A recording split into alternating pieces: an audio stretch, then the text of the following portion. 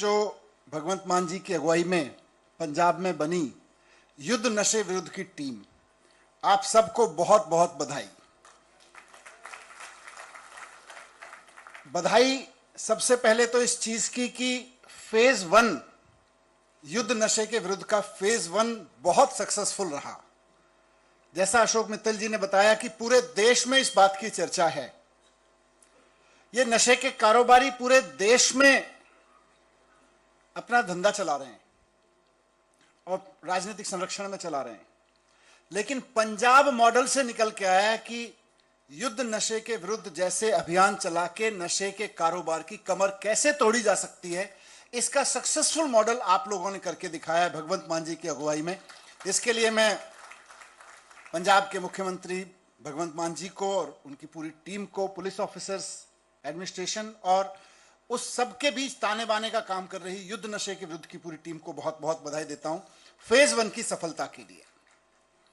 Phase 1 के सफल होने का सबसे बड़ा कारण, मान साहब, मुझे अभी पीछे मैं माजा की तरफ कुछ कहीं जा रहा था तो रास्ते में ढाबे पे एक रुक के खाना खा रहा था।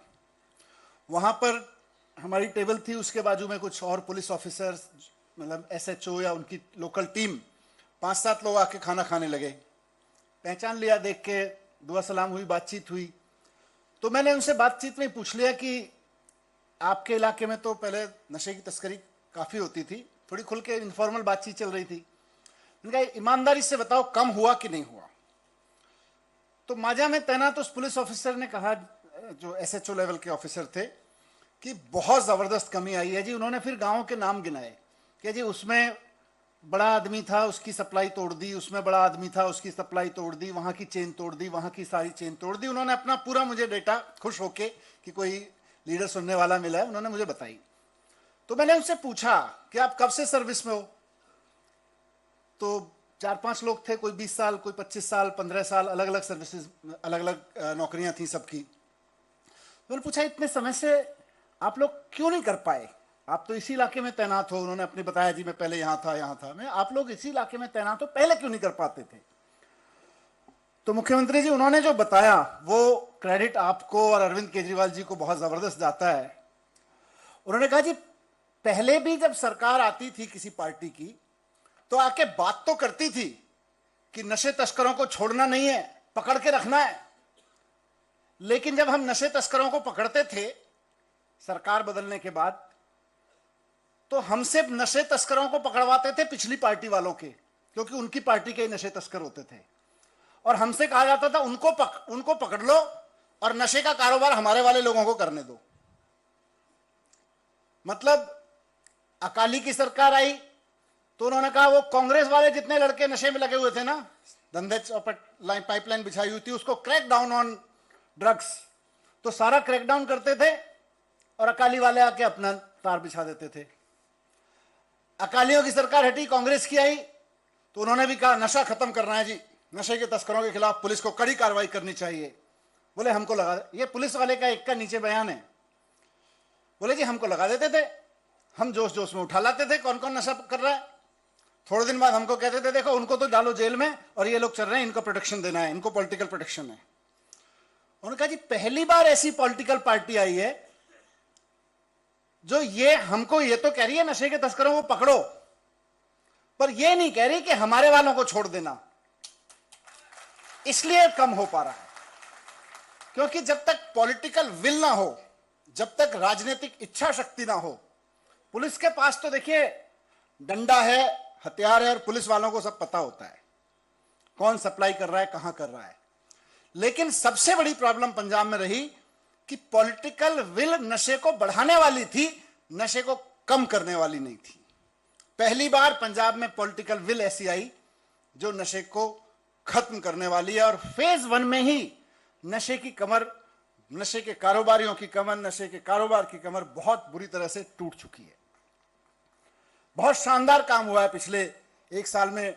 यहाँ एडिशनल डीजीपी साहब पुलिस ऑफिसर बैठे हैं, उन्होंने अभी डेटा दिया कि किस किस तरह से कितने एक्शन हुए, कितने कार्रवाई हुई, कितने के घर तोड़े गए। ये सब मान साहब की डायरेक्शन पर, मान साहब के दिशा निर्देश पर यहाँ पंजाब में संभव हुआ। लेकिन फेज 2 जब आप लोग लॉन्च कर रहे हैं फेज 1 में अगर देखें तो मैं जिस तरह से देख रहा हूं एक पॉलिटिकल ऑब्जर्वर के रूप में कि फेज 1 था पुलिस की कड़ी कार्रवाई और रिहेबिलिटेशन। रिहेबिलिटेशन तो डॉक्टर बलबीर जी और उनकी पूरी टीम और पूरी सरकार मिलकर कर ही रही है। पुलिस ऑफिसर्स ने खूब क्रैकडाउन किया। तो एक तरह से फेज 1 को की बड़ी सफलता थी पुलिस का क्रैकडाउन नशा तस्करों पर। उनके घर तोड़े गए, उनके लोगों को गिरफ्तार किया, बड़ी बड़ी मछलियों को गिरफ्तार किया। लेकिन पुलिस का क्रैकडाउन और रिहेबिलिटेशन तो फेज 2 में भी चलना है, लेकिन इसमें सबसे बड़ा वैल्यू एडिशन हो रहा है फेज 2 में पब्लिक का क्रैकडाउन।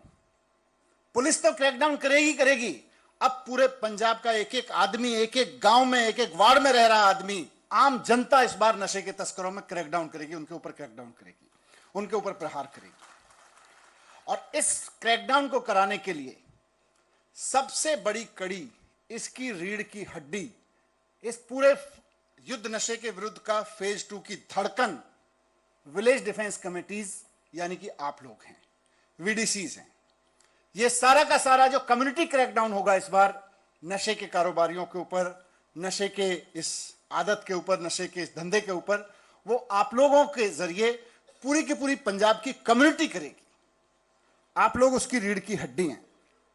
आप लोग, मैं आपके प्लान्स देख रहा था बीच में कि वीडीसी के आप लोग अलग अलग ब्लॉक के लोग हैं, आपके वार्ड या गांव में आप पदयात्रा निकालेंगे, एक एक व्यक्ति को जाके पंजाब के कहेंगे कि देखो पुलिस अपनी कार्रवाई कर रही है, रिहेबिलिटेशन टीम अपनी कार्रवाई कर रही है, लेकिन आप पंजाब के एक सिटीजन होने के नाते, एक पंजाबी होने के नाते, एक आपकी जरूरत भी है कि नशे के खिलाफ अगर आपको पास छोटी भी सी सूचना है तो वो दें। आपकी जरूरत भी है, आपका डर भी, आपकी मजबूरी भी है कि आप दें, वरना पूरा का पूरा गांव बर्बाद हो जाएगा। और आपका कर्तव्य भी है, जिम्मेदारी भी है।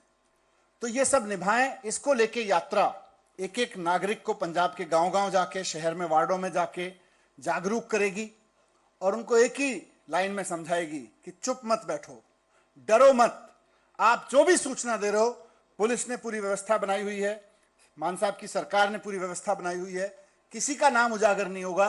नशे के तस्करों के खिलाफ तगड़ी कार्रवाई की जाएगी, जो जो लोग नशा बेच रहे हैं, छोटे से लेके बड़े तक। यह भरोसा आपको यात्राओं के माध्यम से लोगों को दिलाना है। उसके लिए जो ऐप बनाया गया है, उसके लिए जो कॉल नंबर बनाया गया है, उससे अधिक लोगों को जोड़िए, क्योंकि जो ऑब्वियस सपोर्टर थे, आप लोग हैं, गांव गांव में और बहुत सारे लोग हैं, पुलिस है, प्रशासन है, ये तो युद्ध नशे के विरुद्ध के ऑब्वियस सपोर्टर्स हैं। लेकिन यात्रा के माध्यम से अब आपको साइलेंट सपोर्टर्स तक जाना है। किस गांव में, किस गली में कौन ऐसा आदमी बैठा है जो चाहता है कि मेरे गांव में नशा, मुझे पता है कि यहां इस पेड़ के नीचे छुपाया जाता है, धंधेबाज इस पेड़ के नीचे छुपा के बेचते हैं, रेलवे की फलानी पटरी के किनारे बेचते हैं, और उनके साथ अगर कोई लोकल पॉलिटिशियन मिला हुआ है तो वो है, अगर उनके साथ सरकार का कोई बंदा मिला हुआ है तो वो है। लोगों को